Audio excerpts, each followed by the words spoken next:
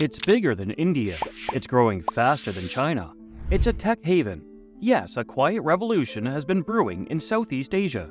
10 nations, once seen as vacation destinations and sweatshop havens, have quietly stitched themselves into a $3.63 trillion economic powerhouse, leaving the world scrambling to catch up.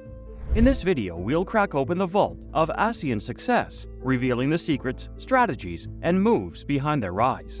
Before we start, subscribe to our channel and hit that bell icon to never miss a video from us. ASEAN, the Association of Southeast Asian Nations, is a regional intergovernmental organization comprising of 10 Southeast Asian countries: Brunei, Cambodia, Indonesia, Laos, Malaysia, Myanmar, the Philippines, Singapore, Thailand, and Vietnam. If ASEAN was a single country, it would already be the 7th largest economy worldwide.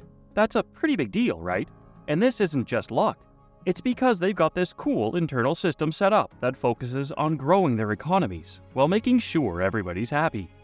Established on August 8, 1967, ASEAN's primary goals were to promote political and economic cooperation, regional stability, and socio-economic development among its member nations.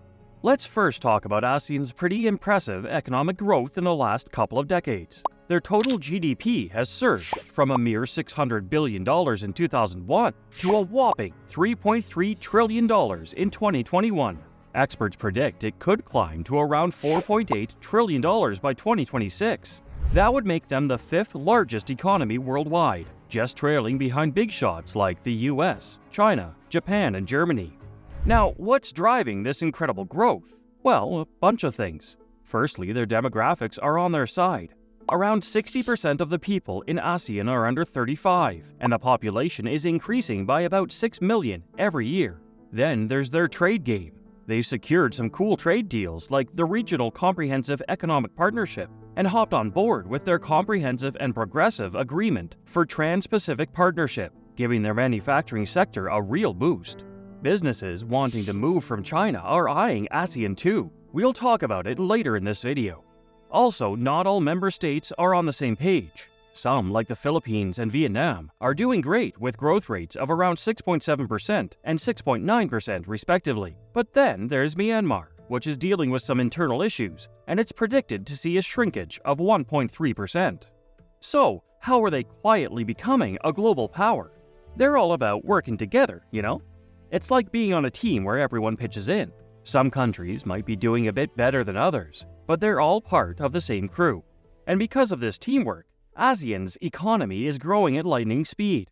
Their youthful population is a real bonus too. Almost 60% of their total growth since 1990 has come from young people being more productive in industries like manufacturing, retail, and tech. However, countries like Indonesia and Myanmar might face shortages of skilled workers in the near future. They've got to focus on building up their workforce and giving people the right skills for the job.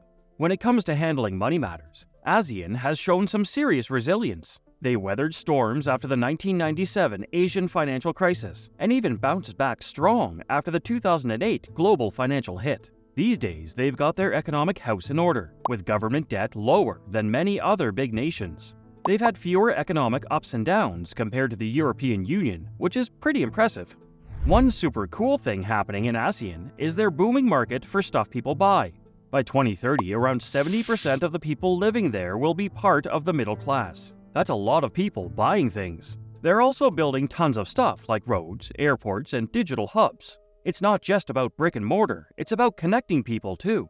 It means more opportunities for everyone and making their place more attractive to people who want to invest. Poverty reduction is another big win for ASEAN. Back in 2000, about 14% of folks were living in extreme poverty, scraping by on less than $1.25 a day. But by 2013, that number had dropped to a tiny 3%.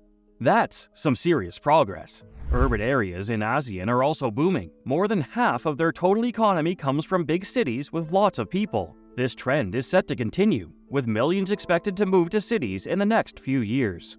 The internet market in ASEAN is also booming. Around 125,000 new internet users daily are expected to add up to 1 trillion to the overall GDP in the next 10 years. And you won't believe the figures coming in for the Internet of Things or IoT market. By 2023, it's estimated to hit $57.25 billion.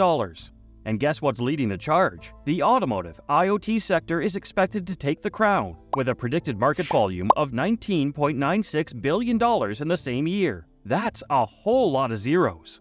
The revenue in this IoT market is set to grow at an average annual rate of 14.12% from 2023 to 2028. It means it's projected to swell up to a colossal $110.8 billion by 2028. That's some serious growth. Now, if we compare globally, the United States is flexing its muscles in the IoT arena. They're estimated to rake in a massive $172.3 billion in 2023 alone. It's like the United States is the big shot taking the lead in this IoT segment. They're playing a huge role, no doubt about it. Within the ASEAN region, there's a buzz about the IoT market. In Singapore especially, things are heating up. The government's pushing for smart city initiatives and urging folks to embrace IoT tech. It's like they're creating this whole IoT playground, and it's catching on like wildfire.